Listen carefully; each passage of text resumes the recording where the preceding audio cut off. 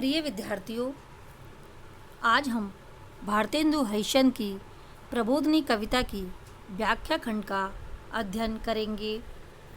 यह विषय BA final Hindi प्रथम प्रश्न पत्र आधुनिक कविता के अंतर्गत आता है। मैं अंजना शर्मा, सहायक आचार्य हिंदी, MSJ कॉलेज भरतपुर।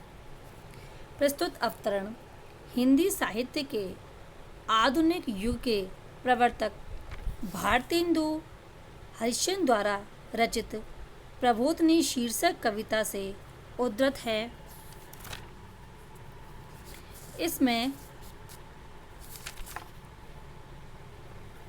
श्री कृष्ण की विष्णु भगवान के पूर्ण अवतार रूप में वंदना करते हुए उन्हें प्रातःकाल होने पर जाग जाने की प्रार्थना की गई है। नारद तुम्बरु सट विभास ललितादि अलापत, चारों मुख सो वेद पढ़त, विधि तुव जस थापत।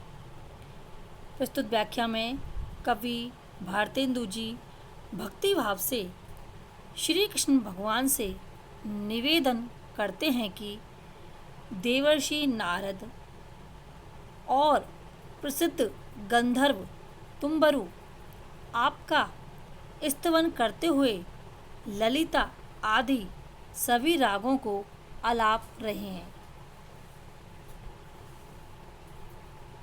आपका गुणगान कर रहे हैं। चारों मुख सो वेद पढ़त, विधि तुव जस थापत। ब्रह्मा भी अपने चारों मुखों से वेद पढ़ते हुए तुम्हारे यश को स्थापित कर रहे हैं। इंद्रादिक सुर नमत जुहारत, थर थर कांपत। इंद्र आदि समस्त देवता भी विनम्रता से तुम्हें प्रणाम कर रहे हैं और तुम्हारी लीलाओं और शक्ति का चिंतन कर थर थर काँप रहे हैं। व्यासादिक ऋषि हाथ जोड़ि तुम स्तुति जापत। व्यास आदि सभी महर्षि हाथ जोड़कर तुम्हारी स्तुति जप रहे हैं, पवित्र चरित्र का चिंतन मनन कर रहे हैं।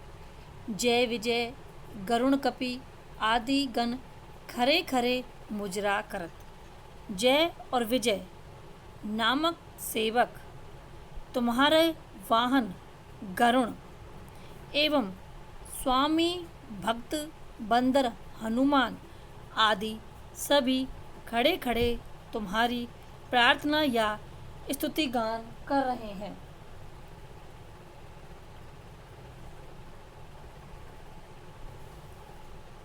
शिव डमरू ले गुण गाई तुम प्रेम मगन आनंद भरत। शिव जी डमरू लेकर तुम्हारे गुणों को गा रहे हैं और प्रेमाभिभक्ति से प्रसन्न होकर आनंद से पूरित हो रहे हैं। अर्थात इसमें भाव यह है कि प्रातःकाल होने से उक्त सभी देवगण आपके जाग जाने की तथा आपका दर्शन पाने की कामना कर रहे हैं। प्रस्तुत व्याख्या में जो कठिन शब्द हैं, जैसे कि तुम्बरु, तुम्बरु होता है एक गंधर्व का नाम। विधि, विधि कहते हैं ब्रह्मा को। तुम माने तव या कि तुम्हारा। जुहारत, जुहारत का मतलब होता है प्रार्थना करना। जय विजय, जय विजय हैं विष्णु के जय एवं विजय नामक दो सेवक।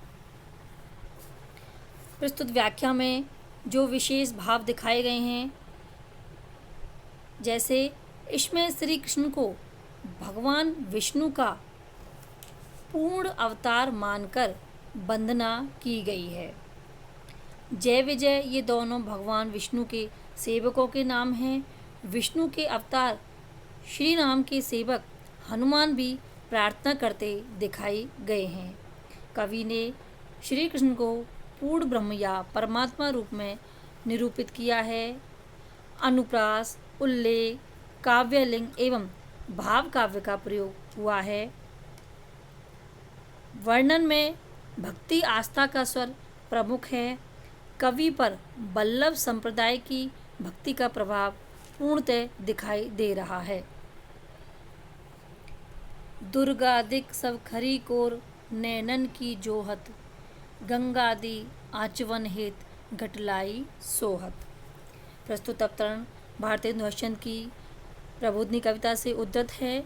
इसमें कवि ने श्री कृष्ण को परमात्मा रूप में निरूपित कर उनके दिव्य प्रभाव का वर्णन किया है और प्रातःकाल होने पर जाग जाने का निवेदन भी किया है। कवि व्याख्या करते हुए कहते हैं, श्री कृष्ण को लक्ष्य कर विनय भक्तिभाव से वो कहते हैं, दुर्गादिक सब खरी कोर नैनन की जोहत, गंगादि आचवन हेत घटलाई सोहत। नैनों के कृपा कटाक्ष की लालसा से भवन के बाहर दुर्गादिक यानी दुर्गा आदि सभी देवियां प्रतीक्षा में खड़ी हैं, अर्थात वे आपके जाग जाने की प्रतीक्षा इसलिए कर रही हैं ताकि आप पर कृपा कर उन पर दृष्टिपात करें। गंगादि आचवन हेत घटलाई सोहत, गंगा आदि देव नदियाँ भी आचमन के लिए घड़े अर्थात पानी की कलश लेकर बाहर खड़ी शोभायमान हो रही हैं। तीर्थ सब तुम चरण पर स्थित ठाड़े मोहत, सारे तीर्थ आपके चरणों के स्पर्श की लालसा से खड़े हैं और सभी को वो मोहित कर रहे हैं। तुलसी लीने कुसुम अनेकन माला पोहत, सारे तीर्थ आपके चरणों के स्पर्श की लालसा से खड़े हैं और सभी को मोहित कर रहे हैं तथा तरह तरह के सुवासित पुष्प लेकर तुलसी आपके लिए माला पिरो रही है या कहें कि वो गूंथ रही हैं। शशि सूर पवन घन इंद्रा निज निज सेवा में लगत, शशि यानी चंद्रमा, सूर्य यानी सूर्य, पवन यानी हवा, घन यानी बादल,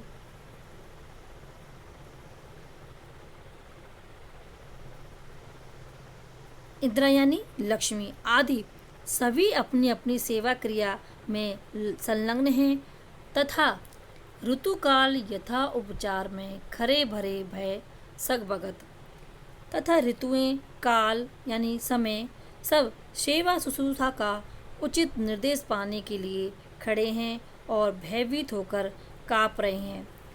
प्रस्तुत पंक्तियों से आशय यही है कि सारे देवता एवं जितने भी दिव्य तत्व हैं वे आपकी सेवा के लिए उपस्थित हैं, इसलिए अब आपको जाग जाना चाहिए। प्रस्तुत व्याख्या में कठिन शब्द जैसे जोहत, जोहत का अर्थ होता है देखना या कि प्रतीक्षा करना। घट, घट यानी घड़ा, सूर्य यानी सूर्य, इंद्र यानी लक्ष्मी, उपचार यानी सेवा या सत्कार का भाव, सगभगत यानी कांपना या भयग्रस्त होना। विशेष प्रस्तुत व्याख्या में कवि ने श्री कृष्ण को लक्ष्य कर विनय भाव की भक्ति व्यक्त की है, यानी जो भक्ति भाव दिखाया गया है उसमें भाव छुपा हुआ है विनय का। इसमें श्री कृष्ण के परात्पर स्वरूप की व्यंजना की गई है। गंगादि तीर्थ एवं तुलसी का दिव्य रूप वर्णित कर देव स्वरूप का आरोप किया गया है। शब्दावली सरल एवं क्रियापद नई शैली के हैं। अनुप्रास, काव्यलिंग, रूपक एवं पर्यायुक्त अलंकार हैं तथा छप्पे छंद की गति, यति एवं तुक प्रशस्य है। धन्यवाद। आगे की व्याख्याएं अगले वीडियो पर चर्चा करेंगे।